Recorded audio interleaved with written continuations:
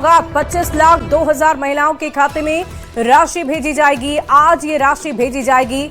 10,000 रुपए की राशि मुख्यमंत्री महिला रोजगार योजना के तहत इस राशि का वितरण किया जाएगा। सुबह 10 बजे नीतीश कुमार राशि भेजेंगे। डीबीटी के माध्यम से राशि को भेजा जाएगा।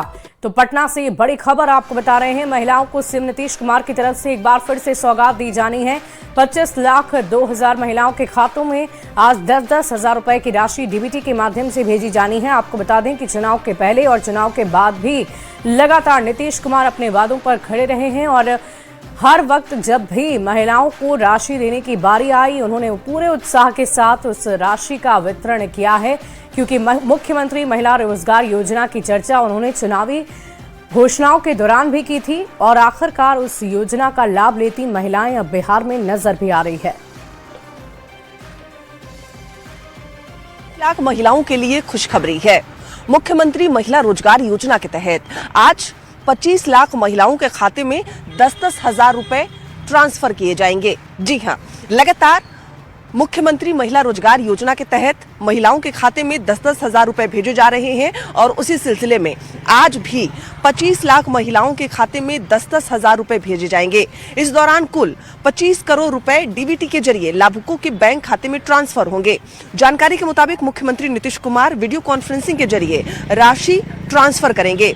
इसे लेकर जिला, प्रखंड और ग्राम संगठन स्तर पर भी कार्यक्रम का आयोजन होगा। सभी 38 जिला मुख्यालय में जिला पदाधिकारी की अध्यक्षता में जिला स्तरीय कार्यक्रम का आयोजन किया जाएगा।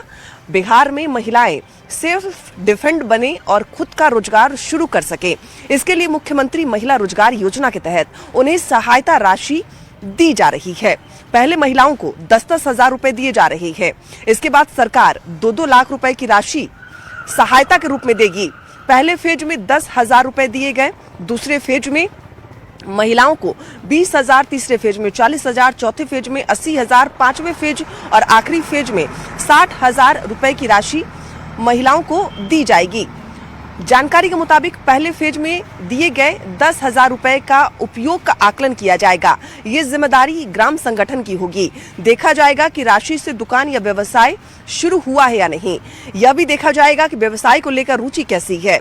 ग्राम संगठन रिपोर्ट ब्लॉक लेवल पर भेजेगा। इसी के आधार पर आगे की राशि जारी करने का निर्णय लिया जाएगा और उसकी प्रक्रिया पूरी की जाएगी। लेकिन उसके मद्देनजर आज 25 लाख महिलाओं के जो खाते हैं उसमें 10-10 हजार रुपए भेजे जाएंगे। यानी जो महिला रोजगार करना चाहती है, मुख्यमंत्री महिला रोजगार योजना से जुड़ना चाहती है, जिसने अप्लाई किया है और वो स्वयं कुछ व्यवसाय कर सके, इसके मद्देनजर जो सहायता राशि है वो आज 25 लाख महिलाओं के खाते में दी जाएगी।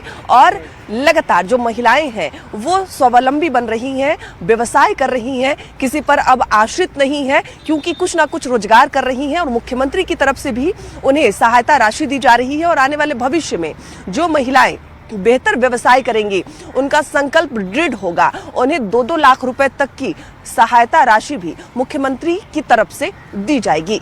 कैमरामैन संत के साथ विनीता मिश्रा, न्यूज़ 18 पटना। और चलिए अब आपको ये बताते हैं कि कैसे चुनाव के पहले किए वादे को नीतीश कुमार चुनाव के बाद भी निभा रहे हैं।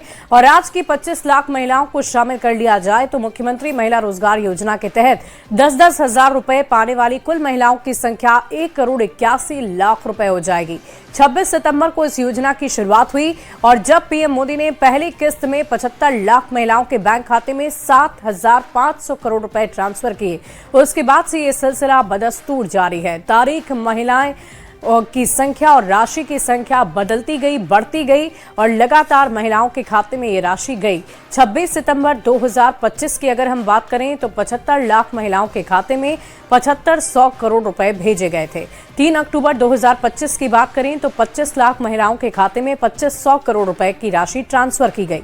6 अक्टूबर 2025 की बात करें तो 46 लाख महिलाओं के खाते में 4600 करोड़ की राशि का वितरण किया गया। 28 नवंबर 2025 की बात करें तो 10 लाख महिलाओं के खाते में 1000 करोड़ की राशि ट्रांसफर की गई। 16 फरवरी 2026 की बात करें तो 25 लाख महिलाओं के खाते में 2500 करोड़ रुपए की राशि ट्रांसफर की गई है। और आज की भी अगर हम महिलाओं की काउंटिंग को जोड़ते हैं तो कुल मिलाकर जो लाभुकों की संख्या है वो 1.8 81 करोड़ हो जाती है। तो अब आप ये समझ सकते हैं कि ये कितनी बड़ी योजना है और इसके तहत कितने सारे लाभुक हैं जिनको इसका लाभ मिल रहा है। अब जरा इस योजना के उद्देश्य को भी आप समझिए। 29 अगस्त 2025 को इस योजना का ऐलान किया गया था। महिलाओं को आत्मनिर्भर सशक्त बनाना इसका एकमात्र मकसद था। जीविका से जुड़ी महिलाओं को लाभ रोजगार के लिए शुरुआती किस्त लगभग 10,000 रुपए की राशि दी जा रही थी।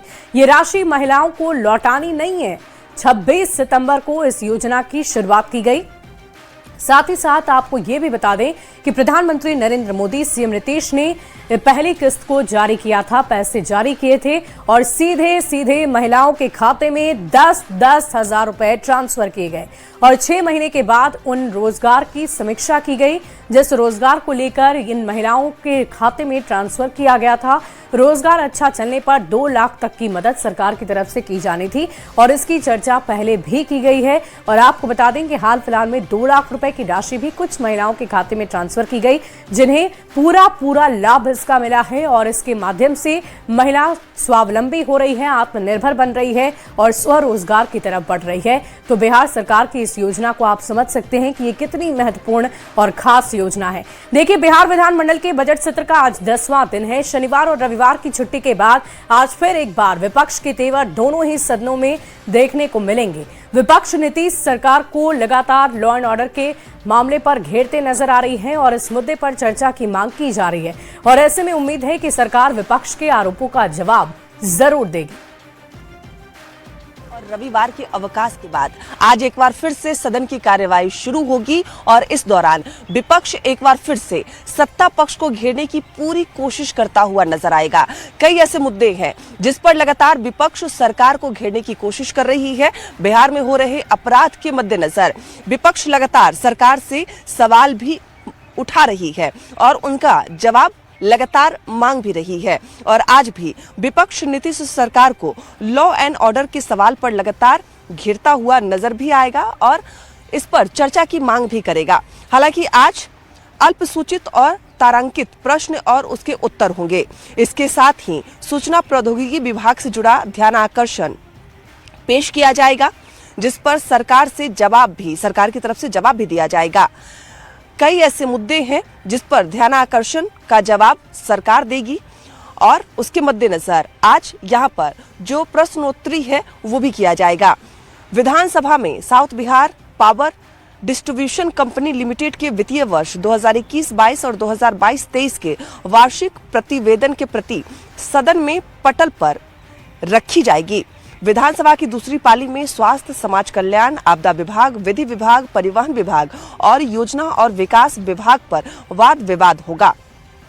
बिहार विधान परिषद में प्रश्नकाल होगा। इसके अलावा ध्यानाकर्षण के तहत सभी जो सवाल है उस पर जवाब सवाल भी होगा, ध्यानाकर्षण होगा और उसके मद्देनजर विपक्ष की तरफ से भी जो तैयारी है वो की गई है।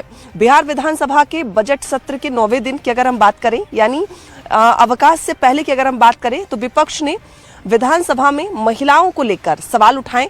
लगातार जो महिला अपराध हो रहे हैं उस पर सवाल उठाए और महिलाओं को सुरक्षा न देने के मद्देनजर डिप्टी सीएम सम्राट चौधरी से इस्तीफे की मांग भी की।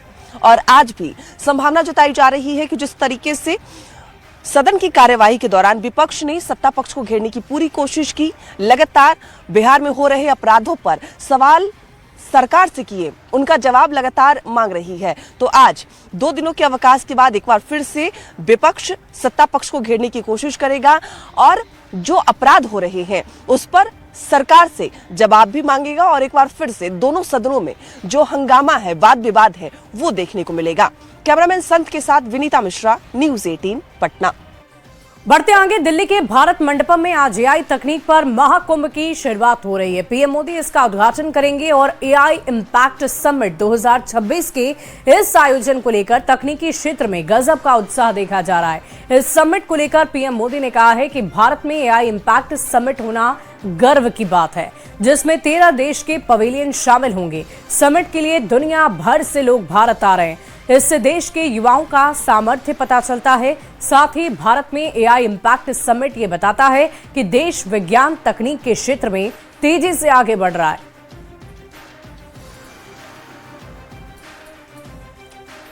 तो दिल्ली में आज से एआई शिखर सम्मेलन का शुभारंभ किया जा रहा है। पीएम मोदी इसका शुभारंभ करेंगे और इस कार्यक्रम में बिहार के मंत्री डॉक्टर दिलीप जायसवाल भी शामिल होंगे। उन्होंने कहा कि इस कार्यक्रम में बिहार के उद्योग से जुड़ा हुआ पवेलियन भी नजर आएगा।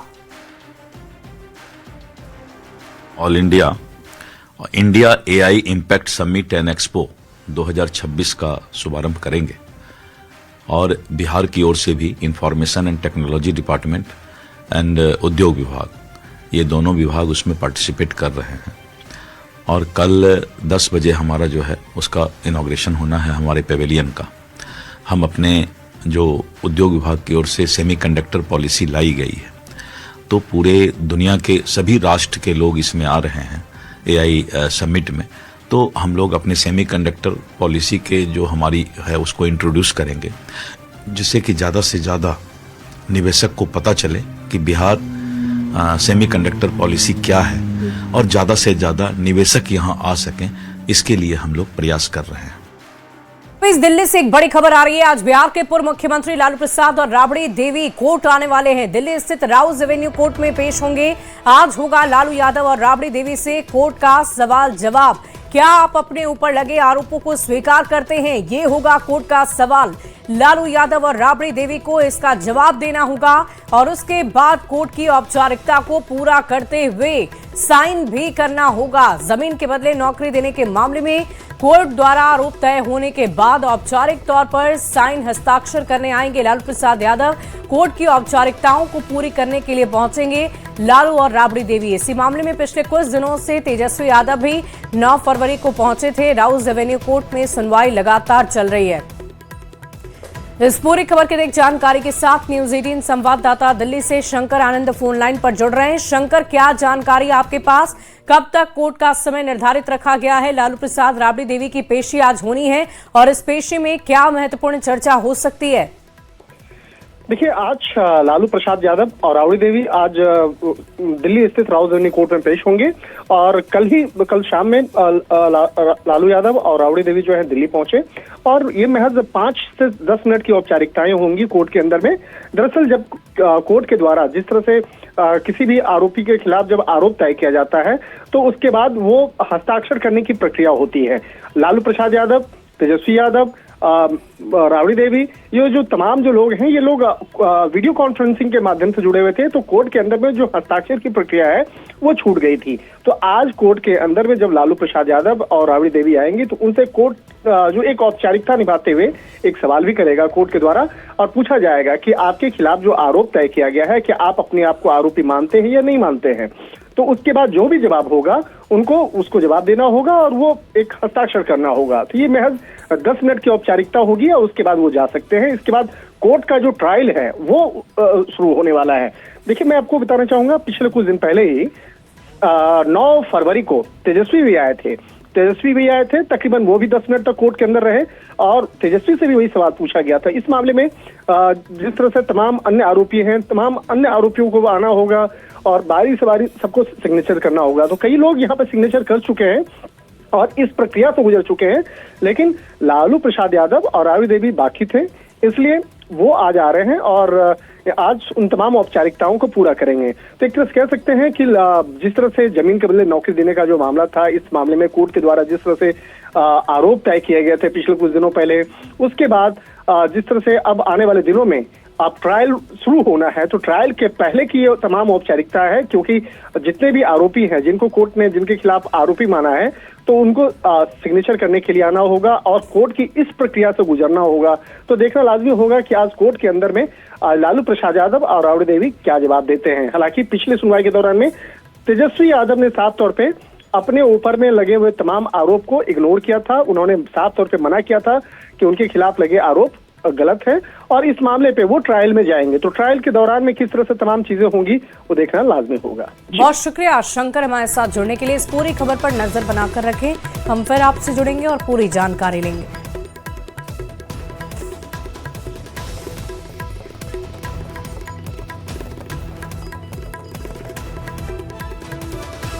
और इस वक्त की बड़ी खबर आ रही है जहानाबाद से, जो नीट छात्रा संवेदना की मौत के मामले से जुड़ी हुई है। परिवार को जान से मारने की धमकी दी गई।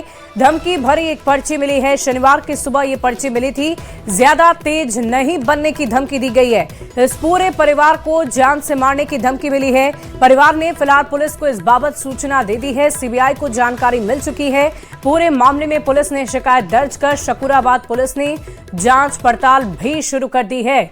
इस वक्त की बड़ी खबर आपको बता रहे हैं जहानाबाद से, जो नीट छात्रा संवेदना की मौत के मामले से जुड़ी हुई है। परिवार को जान से मारने की धमकी दी गई है और धमकी भरी एक पर्ची मिली है, जिसमें शनिवार की सुबह ये पर्ची मिली थी और ये साफ साफ लिखा है कि ज्यादा तेज ना बने, सबको जान से मार दिया जाएगा। तो नीट छात्रा संवेदना की मौत के बाद से लगातार पुलिस तफ्तीश कर रही है। हर एंगल से जांच पड़ताल हो रही है। हर कड़ी को जोड़ने की कोशिश सीबीआई भी कर रही है और इसी बीच एक धमकी भरा लेटर उनके घर की खिड़की पर मिला।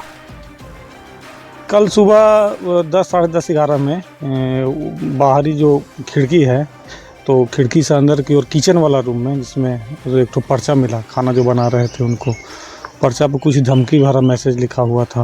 आप लोग देख ही रहे हैं कि सब मार दिए जाओगे, ज़्यादा नहीं उड़ो, सबको रात में मारेंगे, इस टाइप का था। उसके बाद जो परिवार लोग थे, वो स्थानीय प्रशासन जो है उनको सूचना दिया गया, फिर होकर आए, आकर के जो भी चीज़ था उसको ले गए।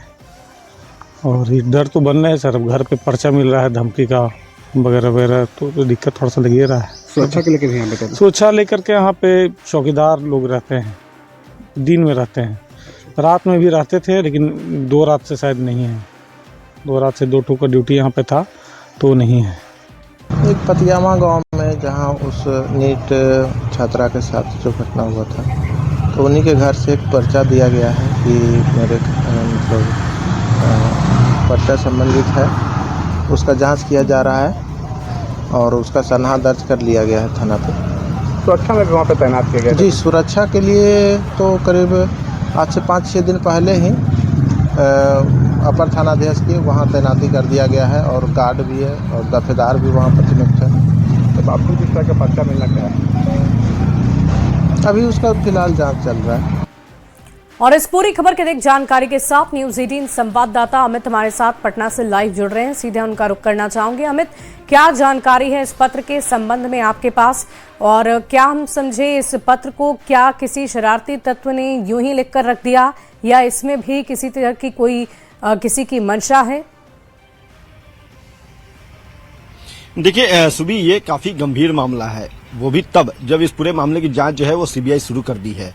क्योंकि जो शरारती तत्व की बात है, तो ये एक आशंका है, जिस किसी ने भी ये पत्र लिखा है, जाहिर सी बात है कि वो चीजों को भटकाना चाह रहा है, और जिस तरीके से लगातार पीड़ित परिवार जो है वो डर के साए में जी रहा है, तो ऐसे में कोई भी हो, चाहे वो शरारती तत्व हो या फिर इस केस को जो है भटकाने की जो कोशिश करने वाला शख्स हो, जो भी हो, उसकी पहचान पुलिस करना चाहती है। और शकूराबाद पुलिस जो है वो इस पूरे मामले की छानबीन कर रही है। जहां तक बात है कि इस मामले में सबसे गौर करने वाली बात है कि जो मृतक है उसके जो अंडरगारमेंट्स थे उस पर पुरुष का स्पर्म पाया गया था। वो कौन है पुरुष, ये अब तक जांच में साफ नहीं हो पाया है। हालांकि 35 लोगों का डीएनए सैंपल के लिए ब्लड सैंपल लिए गए थे, लेकिन सभी जो है निगेटिव पाए गए। तो ऐसे में कहीं ये वो शख्स तो नहीं जिसके स्पर्म जो है वो मृतक के जो है अंडरगारमेंट से पाए गए। तो इस बिंदु को भी खास तौर पे ध्यान में रख करके पुलिस जो है छानबीन कर रही है। दूसरी तरफ अगर हम बात करें तो कल सीबीआई जब पहुंची थी मृतक के परिवार के पास, तो उन्होंने भी इस बात की जानकारी सीबीआई को दी कि यहाँ पे इस तरह से एक पत्र मिले हैं, जिसकी सूचना उन्होंने स्थानीय थाना शकूराबाद पुलिस को दे दी है। सीबीआई ने भी शकूराबाद पुलिस को जो है वो पूरे मामले को लेकर के उनसे पूछताछ करी और ये जानने की कोशिश की कि ये जो पत्र है क्या वाकई जो है किसी गांव के लोगों ने ये जो पीड़ित परिवार है, मृतक है, उनके परिवार को डराने धमकाने की कोशिश जो है वो कर रहा है, या इसके पीछे कोई तत्व लगा है। तो उसकी जांच जो है शकूराबाद पुलिस को करनी है। सीबीआई अपनी जो पूरे मामले की जांच है वो अपने स्तर से कर रही है। जो मृतक की मां है उनसे लगातार पूछताछ किया, परिवार वालों से पूछताछ किया और 2 घंटे तक मृतक के जो मां है उनसे अलग से पूछताछ की गई है। तो कहीं न कहीं कह सकती हैं कि एक तरफ सीबीआई की जांच चल रही है, दूसरी तरफ जो है वो परिवार को डराने की कोशिश जो है वो कोई व्यक्ति कर रहा है, जिसकी तलाश करने में शकूराबाद पुलिस जो है, जहानाबाद पुलिस जो है वो जुटी हुई है। जल्द ही कहा जा रहा है कि इस मामले का भी पटाक्षेप किया जाएगा कि आखिर वो कौन ऐसा शख्स है जिसने ये पत्र जो है वो खिड़की पे छोड़ा है। कहीं आसपास के लोग तो नहीं है।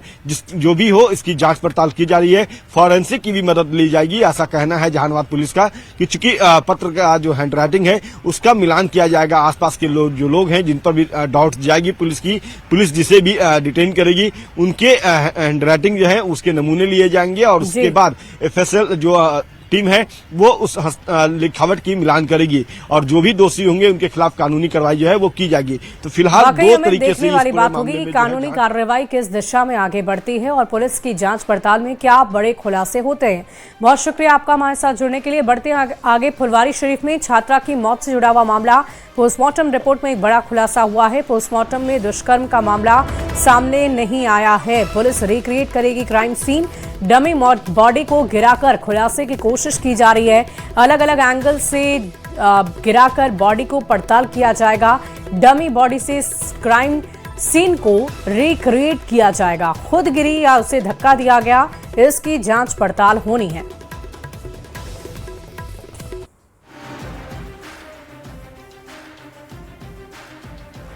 तो फुलवारी शरीफ मामले में ये बड़ा खुलासा हुआ है। पोस्टमार्टम रिपोर्ट में ये बड़ा खुलासा हुआ है। दानापुर से ये खबर आपको बता रहे हैं, जहां पोस्टमार्टम में रेप की बात सामने नहीं आई है। पुलिस फिलहाल क्राइम सीन को रिक्रिएट कर ये पता लगाने की कोशिश करेगी कि धक्का दिया गया या खुद गिर गई। फिलहाल इस मामले की पड़ताल लगातार जारी है।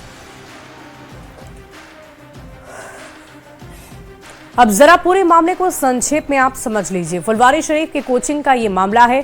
12 फरवरी की सुबह 8 बजे कोचिंग गई थी ये छात्रा। 1 घंटे के बाद 9 बजे छात्रा की मौत की खबर आ जाती है। कोचिंग की बिल्डिंग से ही ये छात्रा गिरी थी। परिजनों ने फिलहाल हत्या की आशंका जताई है और इस घटना की जांच में पटना पुलिस जुटी हुई है। पटना पुलिस ने जांच के लिए एक एसआईटी टीम का गठन किया, लेकिन अब तक कोई ठोस सबूत या कामयाबी एसआईटी टीम को नहीं मिली है। घटना के 5 दिन के बाद भी पुलिस के हाथ अब तक खाली हैं। पोस्टमार्टम रिपोर्ट में रेप का एंगल नहीं मिला है। ये एक बड़ी खबर अब तक की रिपोर्ट में सामने आई है। फिलहाल ये बताया जा रहा है कि डमी बॉडी के सहारे क्राइम सीन को रिक्रिएट किया जाएगा और उसके बाद ये पुलिस समझने की कोशिश करेगी कि ये आत्महत्या है या फिर हत्या की गई है। बढ़ते आगे पटना सिटी से एक बड़ी खबर आ रही है। बहादुरपुर हाउसिंग कॉलोनी में शव बरामद हुआ है। परिजनों ने हत्या का आरोप लगाया। पीट कर हत्या के आरोप लगाए हैं। मुन्ना कुमार नाम के व्यक्ति पर आरोप लगा है। अगमकुआं थाना क्षेत्र से इस घटना को अंजाम देने की खबर सामने आ रही है। 2 दिन पहले मछली बेचने वाले से विवाद हुआ था और उसी के बाद ये बड़ी खबर सामने आई। पटना सिटी से पीट कर हत्या का आरोप लगा है।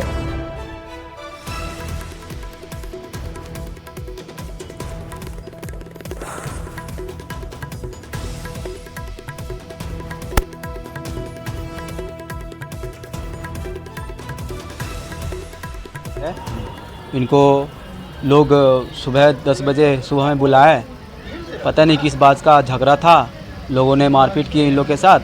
फिर शाम को वही चाय दुकान पे बैठे हुए थे, इनको बुलाया। फिर रात में सभी लोग मिलके इनके साथ हत्या कर दिया। और इस बीच दानापुर से एक बड़ी खबर आ रही है। हथियार के 7 आरोपी गिरफ्तार हुए हैं। अवैध हथियार और कारतूस बरामद किया गया। देसी कट्टा 4 कारतूस बरामद है। रेगनिया बाग इलाके में कार्रवाई की गई है। इस वक्त की बड़ी खबर दानापुर से आपको बता रहे हैं। हथियार के 7 आरोपी गिरफ्तार हो गया है। अवैध हथियार और कारतूस बरामद किया गया है। देसी कट्टा और 4 कारतूस बरामद हुआ है। रेगनिया बाग इलाके में फिलहाल ये कार्रवाई की गई है। ये बड़ी खबर आपको बता रहे हैं दानापुर से। थाना कांड संख्या 5/26 के विरुद्ध बालक को कल एक देसी कट्टा एवं 4 जिंदा कारतूस के साथ निरुद्ध किया गया है।